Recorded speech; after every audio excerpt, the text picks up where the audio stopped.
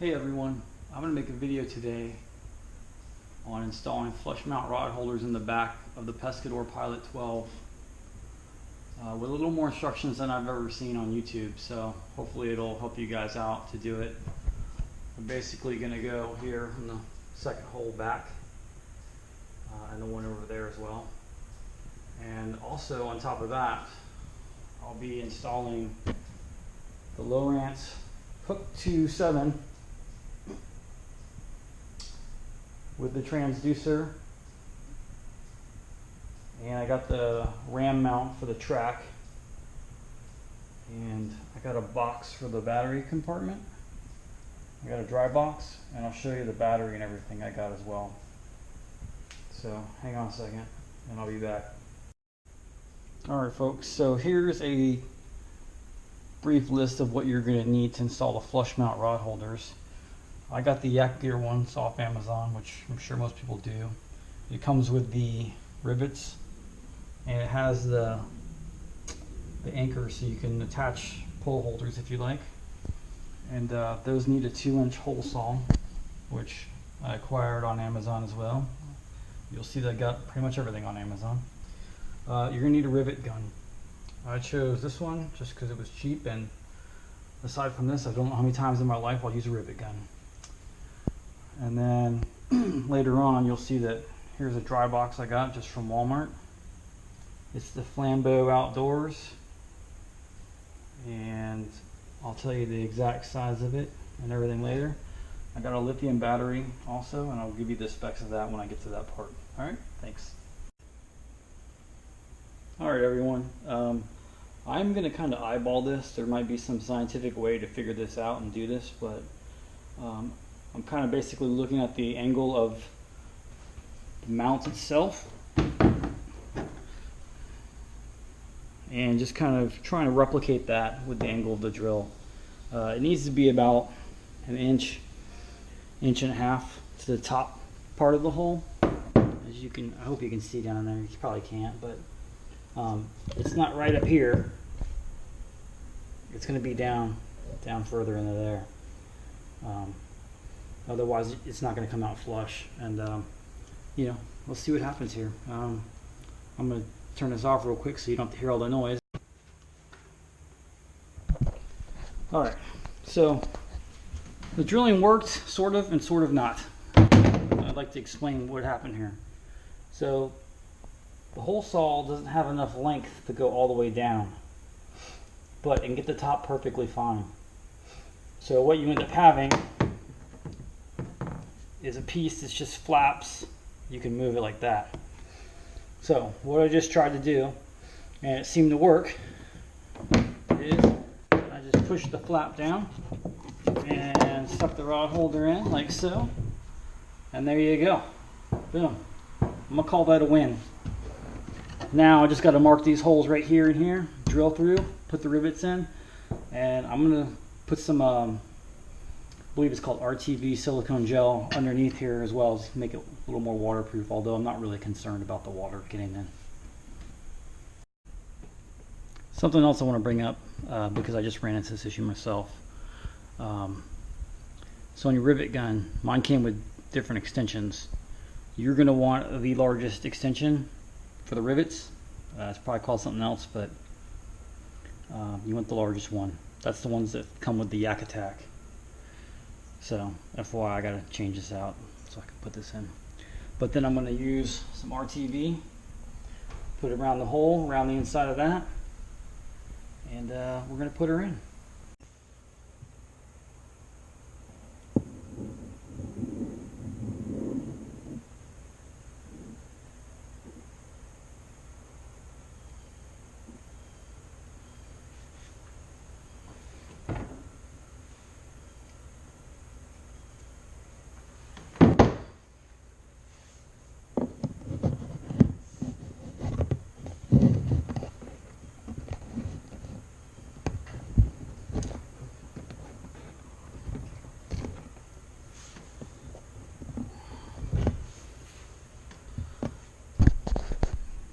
There we go. So the by the way, on this particular rivet gun, the extension to loosen it's a 10mm wrench, just FYI. And then I need to go ahead and drill the holes. They're going to be 3/16, and I'm going to go ahead and finish this one up, and I'll see you guys on the next one. Okay, so all finished up. It's not perfect by any standards really, but it's acceptable for me because it's way better than these holes right here that they call rod holders. I'm just too afraid to keep anything in there. You snag a tree or something and your fishing poles are gone. So got one in there, got the other one over in there, and next up I'm gonna mess with the fish finder and try and get that all situated. So stay tuned. So the install, if you have all the tools ready and everything in place, I'm gonna say 10 minutes max. I did mine first. The wife and I both have one, so I'll do hers after mine. That way if it's screwed up much, you know, she'll get the prettier one. Mine's more for usefulness anyway. So I got the rod holders in. I'm going to go with the fish finder next. Just want y'all to know, regardless of how pretty or not pretty they look, they're going to be very functional. With that flap that I showed you earlier that just folded down, it kind of holds them in place. And once you push them all the way in, they're actually pretty hard to even just pull out without silicone and rivets and whatnot. So I'm not concerned about it at all. And as you can see, just guesstimating, it did a pretty good job. It's not perfect probably. I'm sure if you measured it, you'd say I was off, and you know, good for you. But it works for me. And let's get on to installing the fish finder. If you have any questions, just leave them below. But you know, you need a rivet gun, 3/16 drill bit, 2-inch hole saw, a drill obviously, some RTV. You may or may not. I don't think you really need it per se unless you're going to be out in the ocean and having swells come over the boat. I'm from Florida. I've never actually had that happen to me in my life. I live in Georgia now. But for those who want to be safe, RTV. A pair of pliers just in case. I had one of my rivets, I didn't crunch it all the way and it broke off halfway, so I had to cut it off.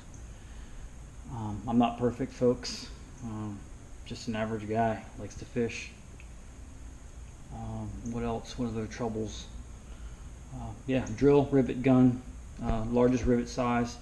I would say 10mm wrench, but I came and found out there's actually a tool that came in the rivet gun handle, so I'm kind of a dumbass. Yeah, I'm watching with my phone because this is my first video. I'm trying to make sure I got the camera right because I've watched a lot of these videos and I don't want to be shaky barbone. Okay, so on the Perception Pilot. So here's the underside of the Pescador Pilot 12. And I wanted to go through this with you and show you the transducer mount. So if you look right here, there's already 2 screws that come with it. I'm guessing stainless steel, and most transducers come with a transom bracket or whatnot. This is the one that comes with Lowrance. I haven't even tested it, but yeah, that really just happened live. So it looks like without any modification, the bracket's going to fit perfectly. So looking at that also, so on the Perceptions they have this guarded area for transducers, which is really nice. And then it goes deep in here. It might be 4 inches, I'm guessing, and then towards the back, and then it kind of flares out. Sorry for the camera getting all crazy, but so you can see that there's a lip here, but then it's still to back here before you actually get to level with the boat. So let's see if the transducer actually fits just as is.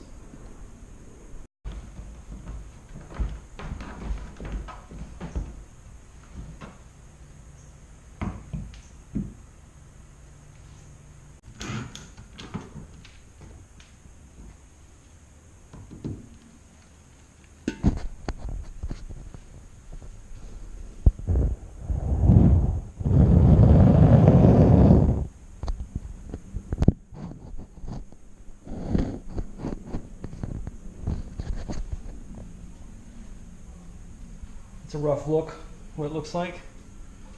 As you can see, it's protected, at least from front collisions, which I fish it a lot in lakes with tree stumps, so that's kind of a good thing. At least it won't rip it off. I mean, it could potentially scratch it, I assume. But yeah, it's looking pretty good. There's the drive system of the Perception Pilot. As you can see, I use mine a lot. I've got lots of scratches already.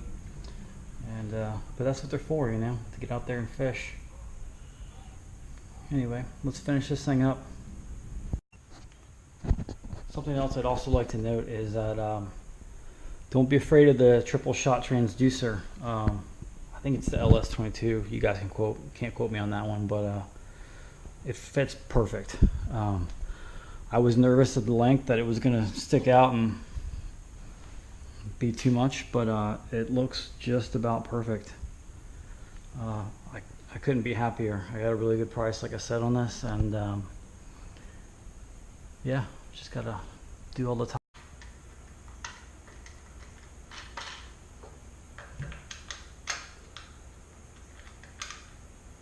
It's like Christmas.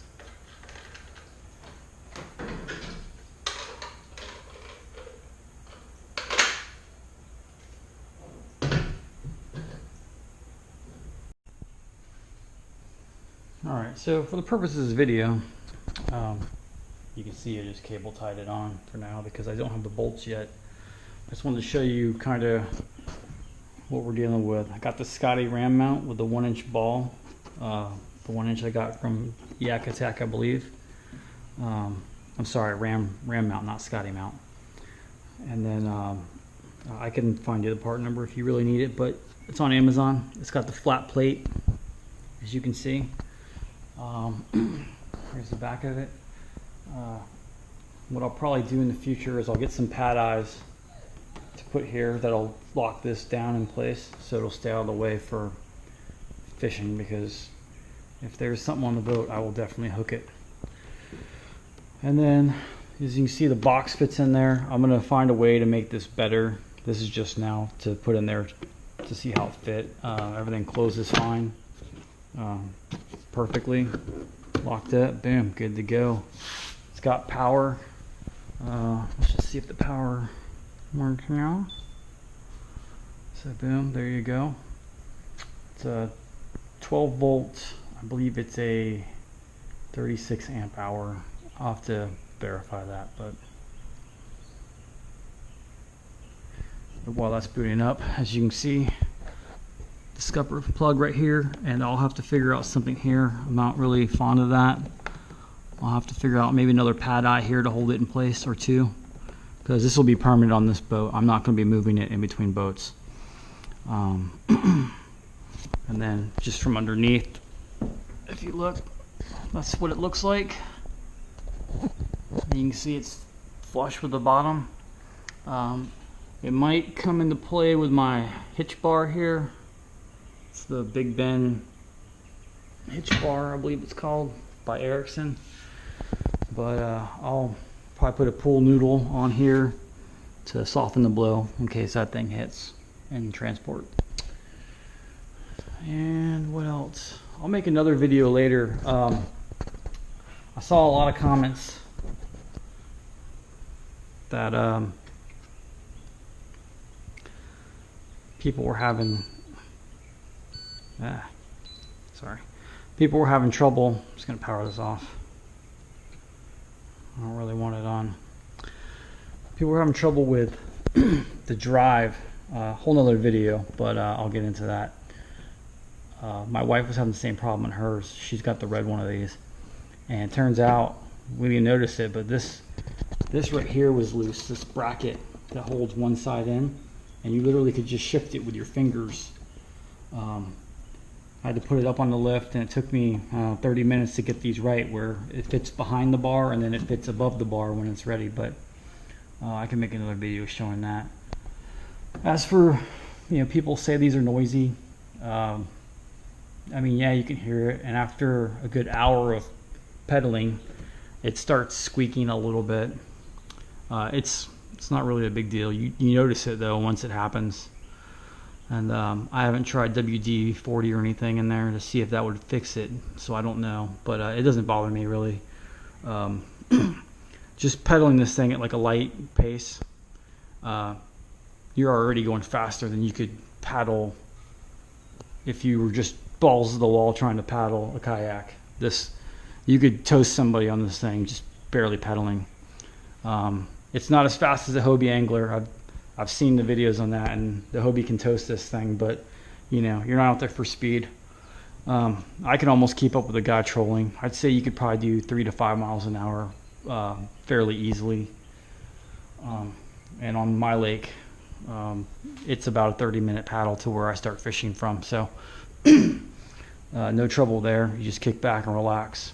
I will do another video where I have this all set up and you can see the chair and everything, and if there's any other videos that you want, let me know. I'll probably start doing some fishing videos, but that's it. I mean, it's there. Got the fish finder installed now. I can't wait to, I'll have to go to Depot or Lowe's and get some brackets, but this thing's very light. It's wobbling because I haven't really tightened it, but even if it wobbled like that, I don't really care. That's not going to go in. Once there's bolts in here, that's not really going to go anywhere. You could wobble it to your heart's content. These tracks are awesome. This one's, I know these are plastic. Maybe in the future I'll upgrade those to the metal ones, but for right now I don't see any reason to. I put my rod holder on that side. These hold the chair. You know, finally got the flush mount installed. You guys saw that. What else? Oh, it's good all-around kayak. I've had a couple, and I really like the whole pedaling thing. It's great. You can spend longer out on the water. I would definitely, like I said, my 30-minute paddle to get to my fishing spot, that wouldn't happen with a paddling kayak because it would take you like an hour probably.